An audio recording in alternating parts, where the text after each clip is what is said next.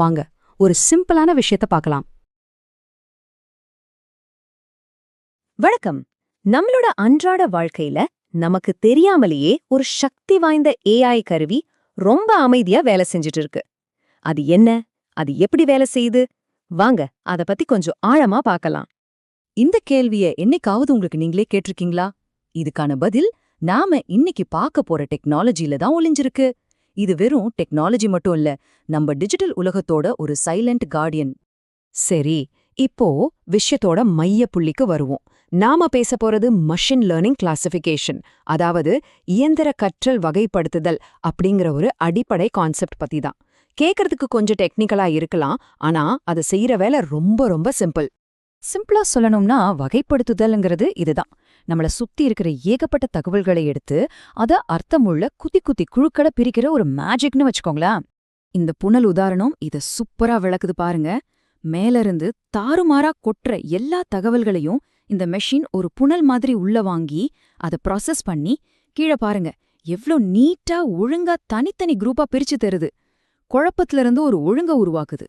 சரி, இந்த டெக்னாலஜி நிஜ உலகத்துல எப்படி ஒரு பெரிய பிரச்சனைய தீர்க்குதுன்னு பாப்போம்.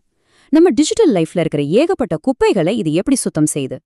இங்க ஒரு சுவாரஸ்யமான விஷயம் என்னன்னா, ஒரே ஒரு டெக்னிக் ஆனா ரெண்டு வித்தியாசமான பிரச்சனைகளை தீர்க்குது. உங்களுக்கு லாட்டரி அடிச்சிருக்கு மாதிரியான ஏமாத்து மெயில்களை ஜிமெயில் எப்படி கரெக்டா ஸ்பாம் ஃபோல்டருக்கு அனுப்புது.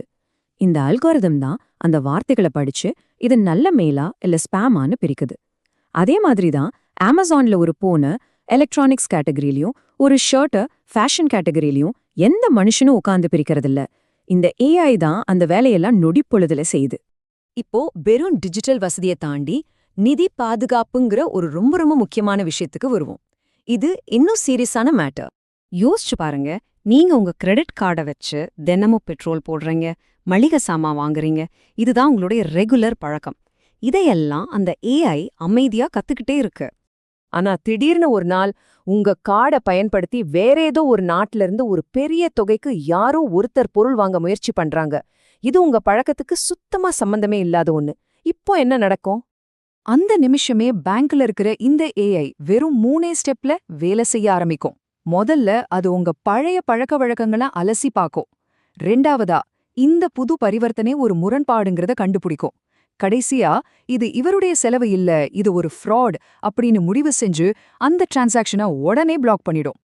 இதோட விளைவு ஒரு பெரிய பண இழப்பு தடுக்கப்படுது. உங்க பணத்தை காப்பாத்துனது இந்த அல்காரிதம் தான். ஒரு சைலண்ட் பாதுகாவலர் மாதிரி இது செயல்படுது. சரி, அடுத்த கட்டத்துக்கு போவோம். லட்சக்கணக்கான கஸ்டமர்ஸ் என்ன நினைக்கிறாங்கன்னு இன்னைக்கு இருக்கிற பெரிய நிறுவனங்கள் எப்படி தெரிஞ்சுக்க முடியும்? இது உண்மையிலேயே ஒரு பெரிய சவால். உதாரணத்துக்கு ஒரு புது போன் மார்க்கெட்டுக்கு வருது. அத பத்தி லட்சக்கணக்கான மக்கள் ஆன்லைன்ல கமெண்ட் பண்ணுவாங்க. அத்தனை கமெண்ட்ஸையும் படிச்சு புரிஞ்சுக்கிறது சாத்தியமா என்ன? இங்கதான் சென்டிமெண்ட் அனாலிசிஸ், அதாவது மக்களின் மனநிலையை பகுப்பாய்வு செய்யற டெக்னாலஜி உள்ள வருது. இங்க பாருங்க, லட்சக்கணக்கான கருத்துக்களை நொடியில அலசி எத்தனை சதவீதம் பேர் பாசிட்டிவா, நெகட்டிவா இல்ல நியூட்ரலா நினைக்கிறாங்கன்னு தெளிவா காட்டிடும். இது எப்படி நடக்குது? ரொம்ப சிம்பிள். இந்த ஏஐ வார்த்தைகளை படிக்கும். சூப்பர், அற்புதம் மாதிரியான வார்த்தைகளை பாசிட்டிவ் உணர்ச்சியோடையும், மோசம், வேஸ்ட் மாதிரியான வார்த்தைகளை நெகட்டிவ் உணர்ச்சியோடையும் கனெக்ட் பண்ணி கமெண்ட்ஸ் அழகா வகைப்படுத்திடும். இது கிட்டத்தட்ட மக்களின் மனதை படிக்கிற மாதிரி ஒரு மேஜிக் தான். இப்போ நாம பார்த்த எல்லாத்தையும் ஒன்னா சேர்த்து பார்க்கலாம். ஒரே ஒரு டெக்னாலஜி, அதாவது இந்த வகைப்படுத்துதல் நம்ம வாழ்க்கையில எத்தனை விதமான ரோல் பிளே பண்ணுதுன்னு பார்க்கறதுக்கே ஆச்சரியமா இருக்கு. இந்த டேபிள் எல்லாத்தையும் தெளிவா சொல்லுது. டிஜிட்டல் குப்பையா அது தானா வரிசைப்படுத்துது. நிதி மோசடியா முரண்பாடுகளை கண்டுபிடிச்சு தடுக்குது. கருத்துக்கள் வெள்ளமா வருதா உணர்வு பகுப்பாய்வு மூலமா அதை எளிதாக்குது. ஆக, இதோட முக்கியமான அம்சம் இதுதான். இது நமக்கு பின்னாடி இருந்து வேலை செய்யற ஒரு கண்ணுக்கு தெரியாத அசிஸ்டன்ட்.